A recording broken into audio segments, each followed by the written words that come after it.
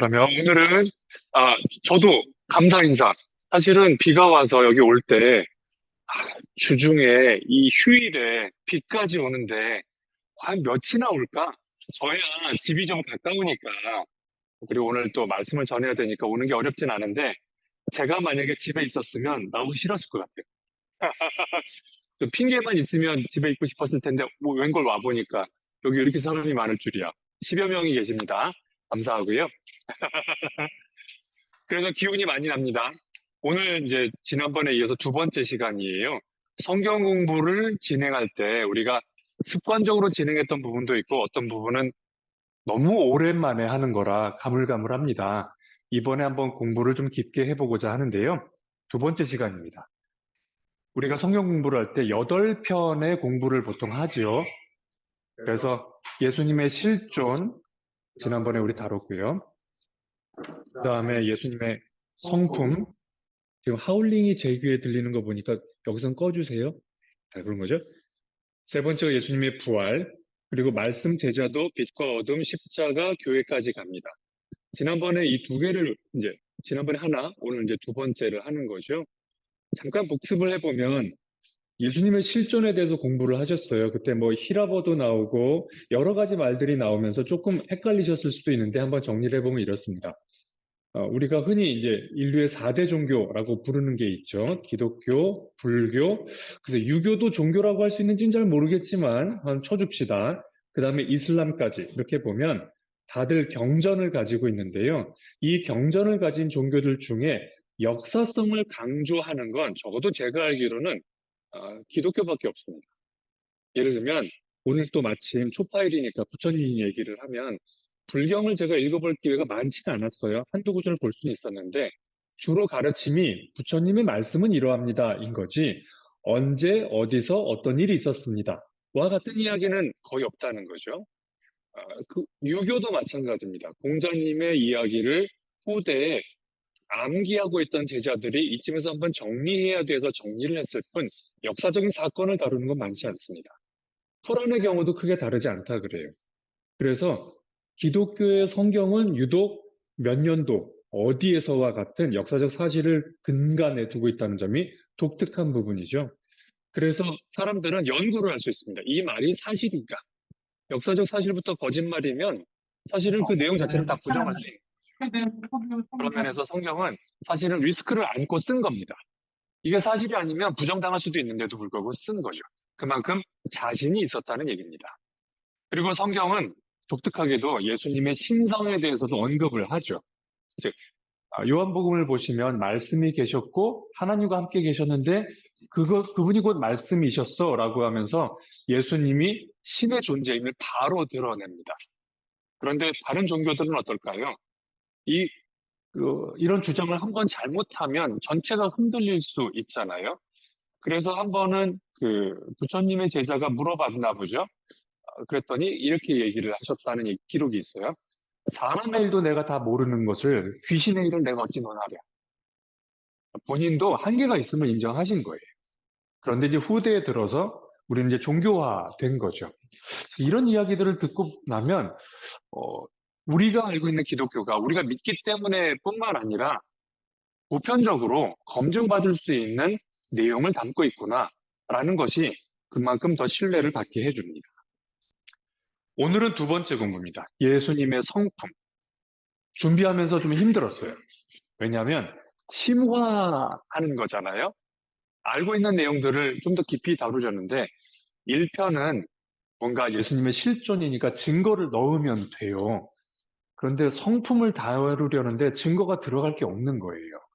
그래서 저 이거 안 하고 싶었는데 제 아내가 꼭 해야 된다고. 특히 당신이 해야 된다. 그 이유는 제가 이 부분에서 회개할 부분이 많기 때문에 이거 공부하면서 정신 차려야 된다는 건데 정말로 제가 좀 그렇게 변하고 있어요. 도전을 많이 받고 있습니다. 우리 교재에서는 예수님의 사랑, 열심, 그리고 겸손 이렇게 세 가지를 다루고 있는데 저는 이 세 가지를 그냥 가볍게 건드릴 수 있을 줄 알았습니다만 막상 해보니 하나도 버겁다는 생각을 좀 하게 됐어요. 그래서 오늘 그 중에 하나 예수님의 사랑 부분을 담도록 하겠습니다. 이 두 번째 성경 공부는 예수님의 성품을 다루고 있는데요. 이거는 단지 예수님이 그러셨어로 끝나는 게 아니라 우리 공부할 때 다 그렇지만 예수님이 이러하셨으니 당신도 이렇게 하셔야 합니다. 라고 하는 요구를 포함하고 있고요. 그 말은 성경 공부하는 사람이 머리로만 할 수 없고요. 자기 삶으로 반응해야 돼요. 그리고 인격적 성숙이 들어가야 이 공부가 제대로 됩니다. 그래서 아마 제가 피하고 싶었던 것 같아요. 머리로 이해하고 넘어가면 되는데 이건 그럴 수 있는 부분이 아니라서. 그래서 저의 한계를 인정하고 좀 시작을 해봅니다. 먼저 우리 용어 정리부터 해볼까요? 성격, 성품 구분하시나요? 지금 왼쪽에 있는 두 단어와 오른쪽에 있는 설명을 놓고 줄긋기를 한번 해보겠습니다. 자, 마음속으로 한번 해보세요. 이게 가로로 두 줄인가요? 아니면 X표인가요? 가로로 두 줄인가요? 네. 이렇게. 화면 공유 안 됐는데요. 자, 성격은 번역하자면 퍼스널리티로 번역을 합니다.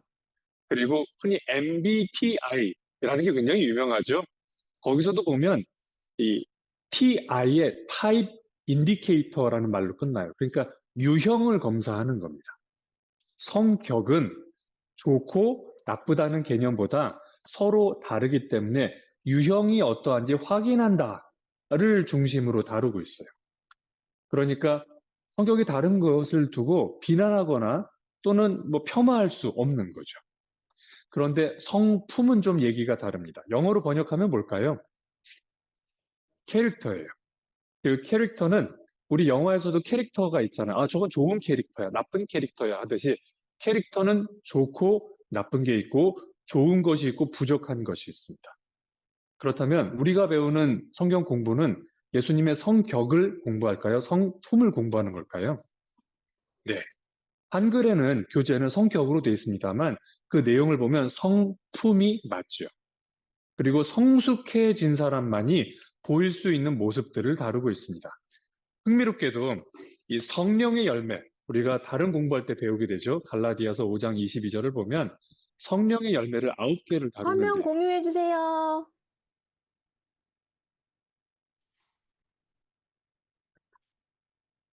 화면 공유 없이 제가 하고 있었대요. 이런 실수를. 죄송합니다. 네. 자, 잠시 말씀 뒤로 한 번만 돌아가면 성격과 성품에 대해서 이야기했고요. 성격은 그 사람이 타고난 특질이라서 바뀌지 않고 유형이 다를 뿐이지만 성품은 노력을 통해서 성숙해지는 과정에서 만들어지는 것입니다. 이렇게 이야기를 드렸어요. 그리고 예수님의 성격이라고 교재에는 써 있지만 그 내용상 성품을 우리가 공부하게 됩니다. 갈라디아서도 성령의 열매를 9개 언급하는데 이 내용을 잘 보면 사실은 성품적인 요소들이고요. 성숙한 인격을 갖춘 사람이 보여주어야 하는 것들입니다. 대표적으로 첫 번째 시작이 뭐죠? 사랑으로 시작을 하죠. 그래서 마지막 절제까지 이 모든 것들이 다 인격적 성숙을 전제로 하는데 오늘은 그 중에 세 가지, 그 중에서 다시 하나만 사랑에 대해서만 다루어 보도록 하겠습니다.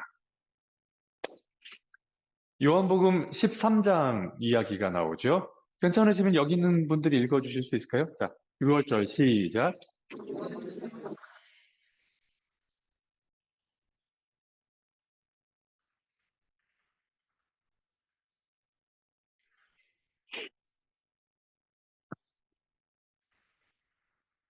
네. 일부러 제가 여기서 끄는 건 질문을 드리기 위해서입니다. 끝까지 사랑하셨다면 어떤 모습일까요? 뭐 여기 계신 분들은 워낙 전문가라서 다 아시겠지만 어떻게 끝까지 사랑하는 걸 표현하시죠? 네, 발을 씻어주는 거죠. 만약에 이 구조를 우리가 익숙하게 보아오지 않았다면 처음 성경 공부하는 사람한테 여기 좀 끊고 이 다음에 뭐가 나올 것 같느냐, 어떤 동작, 어떤 행위가 나올 것 같냐라고 하면 갖가지 이야기를 하겠지만 아마 발을 씻겨주지 않을까요? 라고 답하는 사람은 글쎄요, 100명 중에 한 명 나올까요? 상상하기 힘든 행위입니다. 그게 굳이 발을 씻겨주는 행위가 그게 사랑의 표현이 맞나요? 하고 생각하실 수도 있겠죠. 우리 잠시 1세기로 좀 돌아가 볼까요? 우리가 이제 상식 차원에서도 많이 알고 계신데 식사를 어떻게 하나요? 그 당시 분위기상. 네. 아, 손으로? 어, 그럼 손을 씻어야겠네요. 아, 그래서 손을 씻는구나. 자, 됐어요. 그 다음에 앉아서 먹나요? 아, 비스듬히. 이게 로마식 식사법이 그렇다 그러죠? 그러면은 비스듬히 하면 어느 쪽 팔을 괴야 되는 건가요? 왼쪽을 괴야 오른손을 쓰겠죠? 오른쪽을 괴면 이게 손이 안 되잖아요. 그러니까 모두 왼쪽으로 기울였을 겁니다. 아마 가운데 음식을 놓았을 거고 음식에 손이 닿아야 되니까 음식 쪽으로 몸을 돌리고 발을 먼 쪽으로 했겠죠. 그 발이 먼 쪽에 있어야 발냄새가 음식으로 또 안 가기도 할 거니까. 그렇게 해서 반쯤 기대서 이렇게 서로 얼굴 보고 고개도 돌려가면서 이야기를 하고 발을 먹었겠죠. 아니, 저 음식을 먹었겠죠. 그때, 야, 족발이어서? 네. 구해주셔서 감사합니다. 자, 근데 이제 예수님께서 자리에서 일어나십니다. 그리고 이렇게 하시죠. 예수님께서는 아버지께서 모든 것을 자기 손에 맡기신 것과 자기가 하나님께로부터 왔다가 하나님께로 돌아간다는 것을 아시고 잡수시던 자리에서 일어나서 겉옷을 벗고 수건을 가져다가 허리에 두르셨다. 그리고 대야에 물을 담아다가 제자들의 발을 씻기시고 그 두른 수건으로 닦아주셨다라고 되어 있습니다. 이 말만 보면 식사 중에 일어나신 것 같다는 느낌도 좀 있어요. 그럼 더더욱이나 참 불편한 선택을 하신 거죠. 다 드시고 있는데 굳이 거기서 일어나셔서 겉옷을 벗고 대야에 물을 떠오고 발을 씻기고 그다음에 닦아주십니다. 이게 예수님이 제자들을 끝까지 사랑하신 모습이래요. 이해가 잘 안 돼요. 이게 끝까지 사랑하는 모습인 건가? 이게 왜 끝까지 사랑하는 거지? 아, 이해하기 위해서 그 다음 구절을 한번 보도록 하겠습니다. 시몬 베드로의 차례가 되었습니다. 이때 베드로가 예수께 말하였다. 주님께서 내 발을 씻기시렵니까? 예수께서 그에게 대답하셨다. 내가 하는 일을 지금은 네가 알지 못하나 나중에는 알게 될 것이다. 베드로가 다시 예수께 말하였다. 아닙니다. 내 발은 절대로 씻기지 못하십니다. 예수께서 그에게 말씀하셨다. 내가 너를 씻기지 아니하면 너는 나와 상관이 없다. 그러자 시몬 베드로는 예수께 이렇게 말하였다. 주님, 내 발뿐만이 아니라 손과 머리까지도 씻겨 주십시오. 예수께서 그에게 말씀하셨다. 이미 목욕한 사람은 온몸이 깨끗하니 발밖에는 더 씻을 필요가 없다. 너희는 깨끗하다. 그러나 다 그런 것은 아니다. 라고 하셨어요. 자, 흥미로운 부분은 여기 빨간색으로 표시한 문장입니다. 내가 너를 씻기지 아니하면 너와 나는 상관이 없다. 손절하자는 얘기인 거예요. 아니, 발을 씻겨주고 말고랑 스승제자 관계가 끊어지는 거랑 이게 어떻게 연관이 되는 거죠? 한번 잠깐 생각해 볼게요. 내가 너의 발을 씻겨주지 않으면 거의 지금 뭐 한 2년 넘게, 3년 가까이 같이 생활했는데 이제 너랑 나랑 남남인 거야. 이거 어떻게 생각하세요? 이런다고 굳이 남남이 될 필요는 없지 않나요?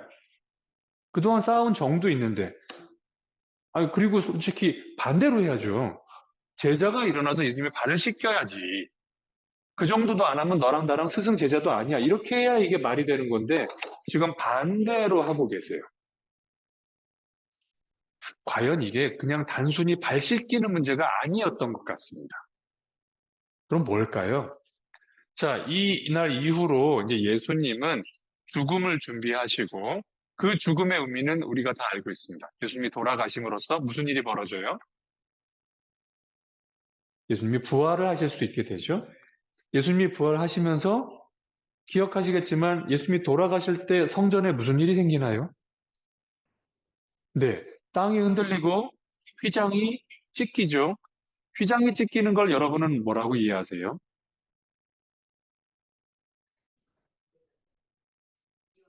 그런 거죠. 자, 휘장은 1년 내내 한 번도 거치지 않습니다. 딱 하루, 정확히 말하면 걷어 올리는 건 아니고 알아서 그 안으로 들어가는 날이 있죠. 언제요? 대속죄일에 들어갑니다. 그날 이전에는 들어가질 않아요. 근데 찢겨서 안이 열렸어요. 다 보여요. 그 말은 이제껏 못 들어왔지만 이젠 들어와도 돼. 라는 거 허용하시는 거죠. 왜 못 들어갈까요? 그렇죠. 속설에 의하면 이건 사실은 아니라는 얘기가 더 많은데 대속죄일에 들어가는 제사장은 혹시라도 죄 짓고 함부로 들어갔다가 그냥 죽으면 꺼내올 사람이 없기 때문에 허리에 밧줄을 메고 들어갔다는 얘기가 있습니다만 뭐 그건 속설이고 사실은 아니라고 합니다. 근데 그런 말이 나올 정도로 죄 지은 사람이 그 자리에 감히 못 들어가는 거예요. 가면 죽으니까. 근데 그게 찢기고 열리고 안과 밖의 구분이 없어졌다는 건 사람들의 죄가 이제 없어진 것으로 하나님이 받아들이시는 거죠. 즉, 예수님의 죽음은 우리 죄가 씻겨 나가기 위한 전제 조건이 됩니다. 거기에 비추어서 이 구절을 다시 읽어보면 예수님이 발을 씻기는 게 단지 위생 문제가 아닐 거라는 걸 우리가 짐작할 수 있게 되죠. 즉, 너는 이미 목욕을 했고 상당히 깨끗하다. 지난 3년간 말씀을 나에게서 배웠고 기적을 경험했으며 너 스스로도 전도를 했고 귀신을 쫓아내는 기적을 행해보면서 하늘에서 사탄이 떨어지는 것도 다 봤어. 그 정도면 사실 이 세상에서 지상에서 하느님을 그렇게 가까이 본 사람은 없다. 하지만 아직 한 문제가 남았어. 뭐? 죄의 문제가 남아있다. 그 문제를 해결하지 못하면 끝끝내 하나님 앞에 갈 수 없는데 이제 내가 그 문제를 해결하겠다. 우리의 발이 가장 지저분한 신체 부분이라면 죄는 우리 삶에서 가장 지저분한 부분이겠죠. 예수님이 발을 씻기시겠다고 하는 것. 그리고 내가 너의 발을 씻어주지 않으면 너랑 나랑 이제껏 살아온 관계 아무 의미 없다. 라고 하신 이유도 사실은 거기에 비춰보면 이해가 돼요. 예수님께서 얘기하시는 거죠. 내가 너의 죄를 씻을 것이다. 그때가 되어서야 비로소 내가 이 땅에 온 목적이 이루어진다. 만약에 내가 너를 발을 씻으려고 하는데 너가 발을 내놓지 않으면 씻지 않겠습니다라고 하면 너랑 나랑 아무 상관이 없다. 이렇게 되는 거죠. 근데 베드로가 뭐라고 반응하나요? 처음에는 발은 안 됩니다. 했다가 발 말고 머리도 다 해주세요. 이렇게 되는 거죠. 아직 이해 못했던 것 같아요. 뭐 그럴 수밖에 없죠. 저라도 이해 못했을 것 같습니다. 근데 한번 우리 이거 생각해 볼 필요가 있을 것 같아요. 우리도 혹시 이제 베드로처럼 행동하고 있지는 않나요? 즉 예수님이 자 발을 내놔라. 내가 씻어주마. 너의 죄를 씻겠다. 라고 하시는데 발은 됐고요. 손, 머리. 지금 이미 내가 씻고 와서 깨끗한 것만 보여드릴게요. 저 발은 안 보여드리고 싶습니다. 하고 있지는 않나요? 만약에 우리가 죄 고백을 하고 있지 않고 자기 죄에 대해서 이야기하거나 드러내지 않고 좀 우아하게 고상하게 제자 생활하려고만 한다면 예수님이 똑같이 얘기하시지 않을까요? 지난 20년간, 30년간 교회를 다녔으면 뭐 할 거냐? 너랑 나랑 이제 상관이 없겠구나. 죄의 문제를 불편해하고 숨기고 덮는다면 왜 교회에 오는 거니? 제자가 된 의미가 뭐야? 제자라는 말이 나를 따라오는 것뿐만 아니라 단지 머리로 배우고 이해하는 것뿐만 아니라 삶이 온전히 바뀌어서 죄는 있지만 하나님께서 그 죄가 없다라고 인정하실 수 있는 상태에 들어가야 하는데 그건 오로지 나를 통해서만 가능한 일인데 너가 발을 내밀지 않겠다면 너의 죄를 끝끝내 덮어놓고 가리고 드러내지 않는다면 우리는 뭐가 되는 거니? 하고 예수님이 말씀하시는지도 모르겠습니다.